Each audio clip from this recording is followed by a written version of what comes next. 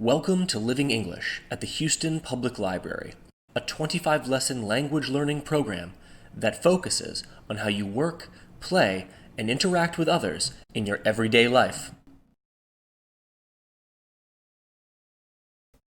Hello, my name is Ryan Bowden from the Houston Public Library. Welcome to Living English at HPL. Today, we're going to be discussing some grammar and vocabulary related to technology. Now, a quick disclaimer before we start. Technology moves so fast, so we might not cover everything. We're just going to get some basics and try to learn some terms that you might hear every now and then. Let's get started.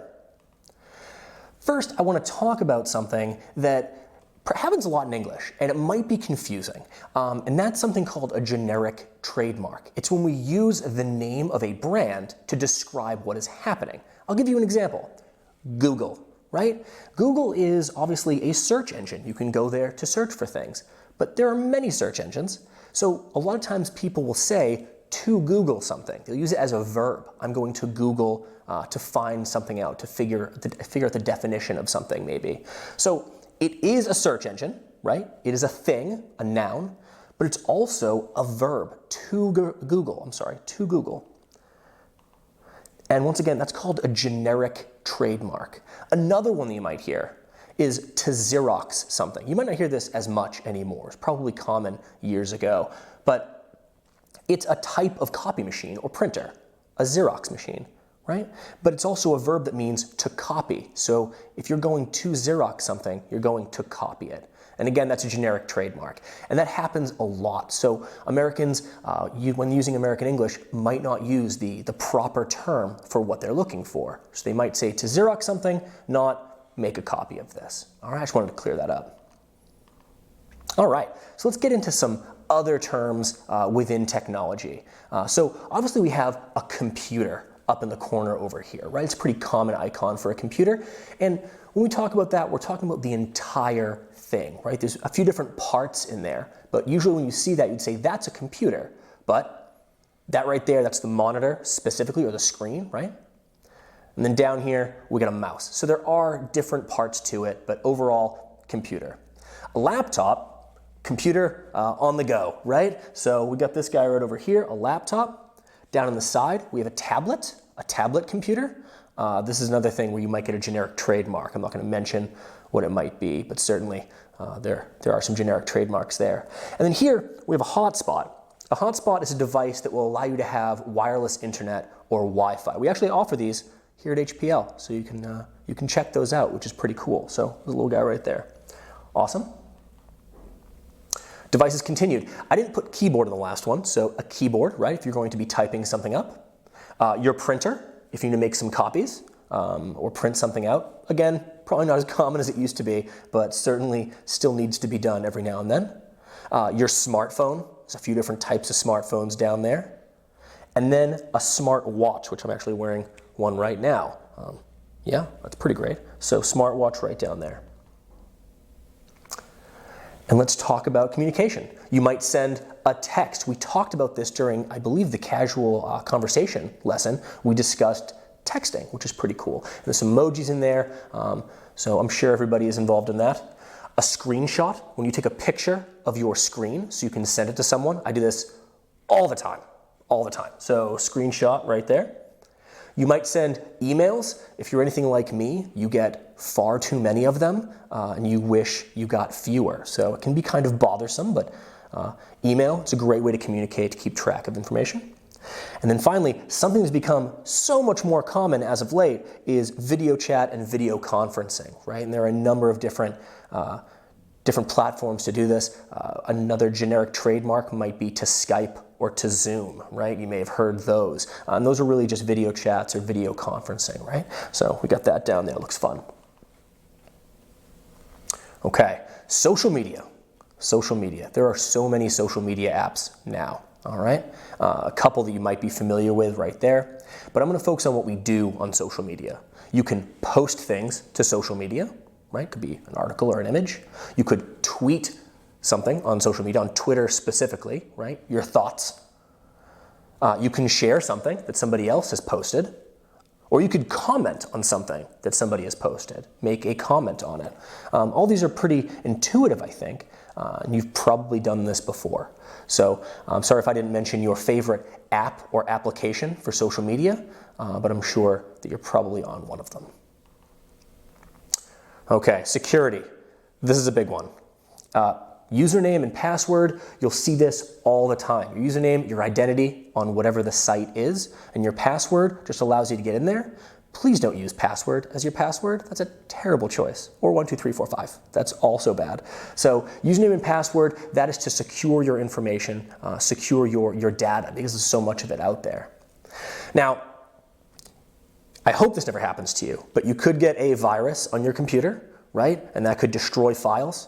Or you could be hacked, right? I guess this is supposed to be a hacker. He's like a burglar, but for your computer, right? Reaching in there. This is not very technical at all, and I apologize for that, but just to get the idea. So a virus, something that infects your computer, and then to hack or a hacker is someone who actually reaches into your computer to take your data away from you. All right, so be careful out there. Okay. So now we're going to have a little vocabulary practice with some images. So for this guy right here, I am looking for what this is, and then what is happening is going to be this one over here. What is happening in this image, all right? So go ahead and pause the video, take a second, and see if you can identify what's going on in the image. I'll give you a moment. All right, here we go. First thing, that's going to be the monitor, right? So specifically, that's the monitor right there. Down here, we get a keyboard. Excellent. Now what's happening? We get a hand coming out of the screen, kind of terrifying in a way. That is a hack, right? You're being hacked at that moment. I know, maybe not the best example, but it's what I had. Let's try it again, okay? So we have this gentleman at his desk. It looks a lot like my desk, I think, with a lot of stuff all over it. What is going on here? And again, I'm looking for the specific items and then everything included right in there. So what is that? Go ahead and pause the video. How'd we do? That is a tablet right down there. All right, tablet computer. That is a computer, right? The entire thing together is going to be a computer. And right there, that is a mouse down there. That is a mouse that we saw earlier. Awesome. And then last one, just two, very easy. What is that right there? Go ahead and pause the video, try that out. Okay, here we go. Smartphone, right? That's going to be the smartphone, the actual device. And then right there, that is a social media app, right? So that's Instagram, but there's a number of different social media apps on there that you might use. All right, very good. Hope you got all those. If you didn't, go back and try again, review that vocabulary. And we're going to move on to some grammar. So today, for grammar, we're going to talk about the simple past and the present perfect tense, okay? So the simple past you use when you want to communicate when you did something before, when you did something in the past, right? So perhaps I watched an HPL language video yesterday. You're indicating that you watched the video and when you did it, yesterday. But the present perfect you want to use when we don't want to communicate when you did something. So an example of this might be, I have watched HPL language videos, right? You have done it, but you didn't mention when you did it. Or I have watched several HPL language videos, but I have to watch 3 more. Okay, so why? Why do this? Reason number 1, it's things that finished before but are being discussed now, right? So a friend might say to you, I watched an HPL language video yesterday, and you would respond, oh, I've watched HPL language videos, right? So you're discussing it presently with a friend, with a colleague, right? You're talking about something that has happened, but you're discussing it now. The other example, things that started before but aren't finished yet. So you started watching the videos, right? I have watched several HPL language videos, but I'm not done yet, right? I still have to watch 3 more. That's the other reason that you would use this. Okay. So how do we do it then? Well, you use it by taking has or have, and adding the past participle. So, first example, I have taken time off from work. I have. Maybe I want to go on a little vacation. So I have done it before. A second example, she has posted some pictures of her vacation, which is great. So, some examples of past participles: finished, taken, posted, uploaded, or downloaded. Words like that, right? So you just add has or have to words like this right here. So let's try it out. There's 5 sentences right here, okay? And what I'd like you to do is first select whether it's has or have that should be used in that sentence, and then add the appropriate word from the word bank right here. Sung, stolen, posted, designed, or tried. So those are your terms right there. Go ahead and pause the video, select the appropriate has or have, and then add the past participle over here, okay? Pause the video and go ahead and do that.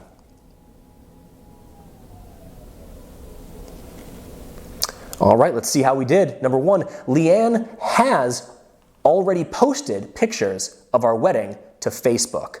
Wow, that was pretty quick. So Leanne has already posted pictures of our wedding to Facebook. Number 2, have you tried turning the laptop on and off again to fix it? This is pretty much how I fix a laptop. I am not very technical. So have you tried turning the laptop on and off again to fix it? Number 3, my mom has sung the national anthem at 3 basketball games. Wow, she must be pretty talented to do that. That's great. 4, the hacker has stolen all of my banking information. I sincerely hope this does not happen to you, nor to me. And then 5, I have designed a new app for our customers to use. That's great. All right, well, I hope you got this. If you didn't, again, go back and try again.